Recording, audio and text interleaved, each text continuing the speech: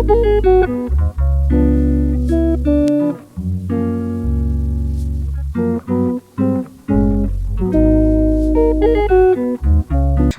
ঘুম থেকে উঠেই চলে এসেছি রান্নাঘরে।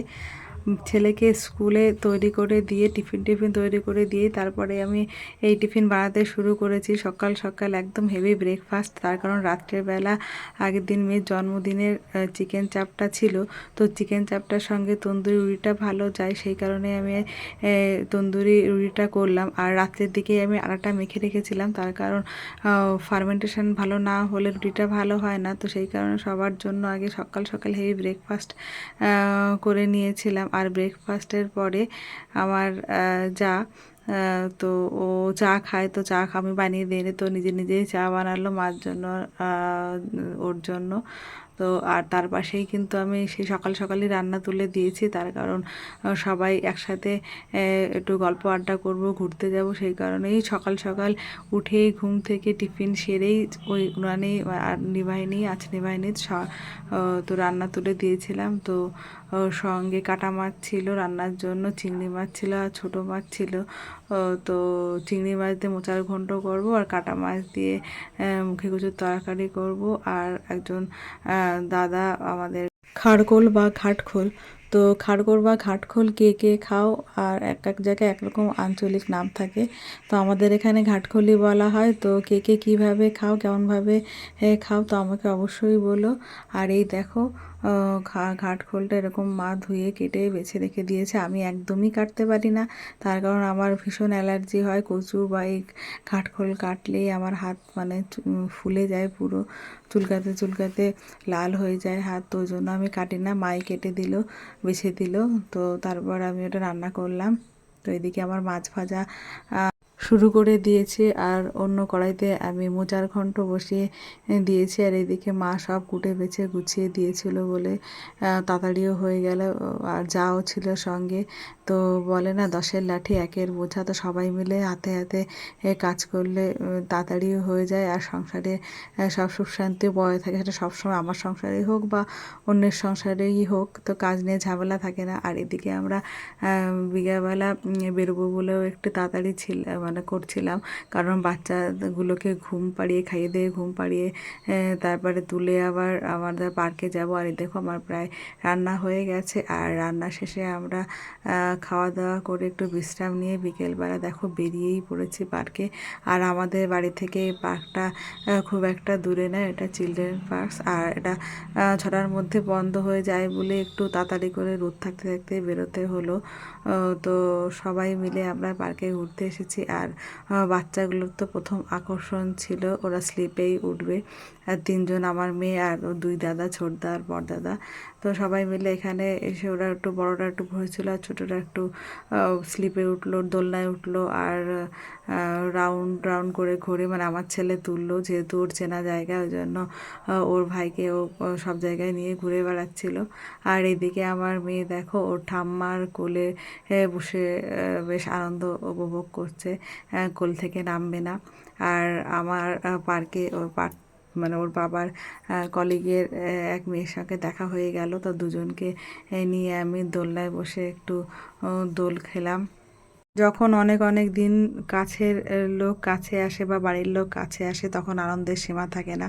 আর যখন আসবে আসবে সেই দিনগুলো গুনতে থাকি, তো সেটাই ভালো। কিন্তু আসার পরে সেই দিনগুলো কমতে থাকে, তখন আর ভালো লাগে না।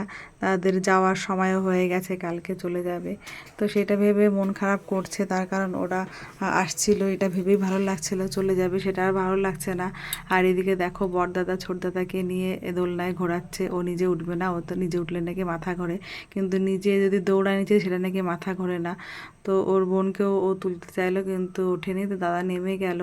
এদিকে দেখো ওইদিকে দোলনায় ওর ঠাম্মা বসে দোল খাচ্ছে, তো একা দোল খাচ্ছিল ঠাম্মা, আর ওকে নেয়নি, তো মেয়ে আমার রাগ হয়েছে। আর পাশের যে দিদিটা বসেছিল ওকে কেন বসিয়েছে সেই কারণে আরও ভীষণ রাগ হয়েছে, তার জন্য রেগে ও নেমে চলে গেল। দাদু ঠাম্মা দিদুন সব থাকলে নাতি নাতনিদের আবদার না অনেক গুণ বেড়ে যায়। আবদার, চাহিদা, কান্নাকাটি, অভাব, অভিযোগ সব কিছু বেড়ে যায়। তো ওর তো দাদু, দুই দাদুর এক দাদু নেই, ঠাম্মা দিদুনের কাছে সব অভিযোগ, আবদার, আনন্দ, খুশি যা বলো সব দুজনের কাছ থেকেই পায়। আর ওদের আহ্লাদও অনেক গুণ বেড়ে যায়, তখন আর কিছু বলা যায় না। তো দেখো মাঠের একটা জায়গায় বসেছি, তো বসে দেখছি পুরো শাড়ি জামাতে জোর কাটায় ভরে গেছে। মেয়ে দেখাচ্ছিল যে মানে ব্যথা লাগছে।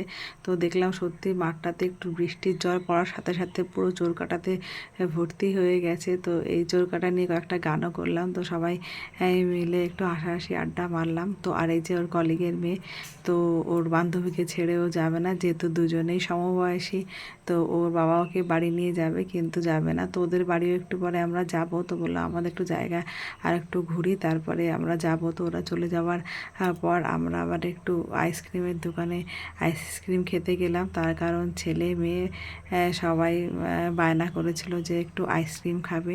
আর পার্কের সামনে এই আইসক্রিমের গাড়িটা আছে। তো চলে গেলাম পার্ক থেকে বেরিয়ে, আর পার্কটা বন্ধ হয়ে গেছে তখন। তো পার্ক থেকে বেরিয়ে আমরা চলে এসেছি আইসক্রিমের দোকানে। তো কে কী ফ্লেভার খাবে সেটা এখন চয়েস করা চলছে। তো আমার ছেলে একরকম নিল, কাকিমা একরকম নিল, মেয়ে একরকম নিল, আর আমি অবশ্যই কর্নেটো। তার কারণ আমার কোন খেতে ভীষণ ভালো লাগে, তো আমি খেলে ওটাই খাই। আর নাহলে 5 টাকা দামের যে অরেঞ্জ আইসক্রিমগুলো থাকে, ঘোরানো ঘোরানো পেঁচানো পেঁচানো, ওই আইসক্রিমগুলো খেতে আমার ভীষণ ভালো লাগে। তো এখানে তো ওটা নেই, সেই কারণে আমি কোনই নিয়ে নিলাম। আর মেয়ে দেখো বাবার কোলে বসে কি সুন্দর আইসক্রিম খাচ্ছে, চেটে চেটে পুরোটাই শেষ করবে। আর এদিকে মাও একটা কোন নিয়ে নিল। আমি বললাম কোন খাও, এটা খেতে ভালো লাগে, বাটারস্কচ ফ্লেভার। আর আমার ছেলে দেখো এটা কি কোলা ফ্লেভার, 3টে কী যেন নিল। তো এখন মনে নেই। তো ওখান থেকে আমরা খেয়ে আবার একটু সামনে যে একটা ইঞ্জিন দাঁড়ানো ছিল, তো ওখানে একটু ছবি তোলা হলো। মানে পুচকেগুলো বলছিলাম আমরা ট্রেনে যাবো, তো 2-3 জনেই ওখানে ঝুলে পড়লো উঠে। আর পার্কটার পাশেই এলো তোমার এই ইঞ্জিনটা দাঁড় করানো, মানে সামনাসামনি দুটো। আর এই পার্কের এই দেখো মুখটা একদম রাক্ষসে এর মুখ। তো এখান থেকে চলে আসলাম ওর কলিগের বাড়িতে। তো এসেই ওরা দুষ্টুমি শুরু করে দিয়েছিল, অনেক খেলো। আর এদিকে আমরা অনেক গল্প আড্ডা গান হলো, আর আমার ছেলেও একটু গান করে নিল। আর সবাই মিলে যখন গান করছিল, তো সবাই বাচ্চাগুলো চুপচাপ হয়ে গেছিল। আর এই যে আঙ্কেলও বসে গেছে একেবারে গিটার নিয়ে, তো আঙ্কেলও কিছু গান করলো। তো এখানে ভীষণ মজা হলো। আর আমাদের এখন রাতও হয়ে গেছে, বাড়ি ফেরার সময়। তো আমার ছেলে গান করার পরে তারপরে ওর আঙ্কেল গান করলো, দুটো হিন্দি গান করলো। তো একটা সুন্দর সন্ধ্যা এখানে কাটানোর পর বাড়ি ফেরার সময় ভাবছিলাম যে মানুষের সম্পর্ক কি অদ্ভুত না। সম্পর্ক, কাছের মানুষ যখন থাকে না, তখন দূরের মানুষ কেমন কাছের হয়ে। যারা চাকরি সূত্রে যখন আমরা এখানে রয়েছি, তাদের দুদিন আগেও চিনতাম না, কিন্তু দেখো কি সুন্দর সম্পর্ক গড়ে উঠেছে। যে স্মৃতিগুলো আমরা এই যে বয়ে নিয়ে যাব মনে প্রাণে, বা বলো যে আমরা যে ছবিগুলো তুলে নিয়ে যাচ্ছি, তো এগুলোই আমাদের থাকবে। জানি না রিটায়ারমেন্টের পর সবাই কোথায় কে যাবে, বা দুদিন পরে কোথায় কে থাকবে, কার কত দূর আদৌ দেখা হবে কিনা এরপর। কিন্তু যে যে যে সম্পর্কগুলো, যে স্মৃতিগুলো, যে সুন্দর সময়গুলো, যে এইগুলোই মানুষের মনে বা হৃদয়ে থেকে যাবে। তো বয়সের সময় বা যখন রিটায়ারমেন্ট হবে, তখন হয়তো এইগুলোই মনে পড়বে বা এইগুলোই থাকবে। তখন এই সুন্দর সুখকর স্মৃতিগুলো নিয়েই আমরা তখন সেই সময়ের অবসর সময়টা আমাদের কাটাতে হবে। তো যাই হোক, একটা সুন্দর সন্ধ্যা কাটানোর পর আর ওখানে আড্ডা গল্প গান দিয়ে আসর জমজমাট করার পরে আমরা বাড়িতে ফিরে এলাম। আর আমার বাড়ি ফেরার রাস্তায় এই মন্দিরটা বাদে, আর মন্দিরটায় আরতি হচ্ছিল বলে আমরা সবাই মিলে আরতি দেখার জন্য মন্দিরে ঢুকে গেলাম। তো দাঁড়িয়ে একটু আরতি দেখে নিলাম। আর ও হ্যাঁ, আজকে না আমার বলা হয়নি তোমরা কেমন আছো। তো বন্ধুরা, তোমরা কেমন আছো? আশা করি সকলে ভালো আছো, আর আমিও ভালো আছি। তো আমার এই ব্লগটা তোমাদের আশা করি ভালো লেগেছে। আর ভালো লাগলে অবশ্যই লাইক, শেয়ার, কমেন্ট আর সাবস্ক্রাইব করে দিও। তো আমার ব্লগটা এই পর্যন্তই। টাটা, বাই বাই, আবার দেখা হবে।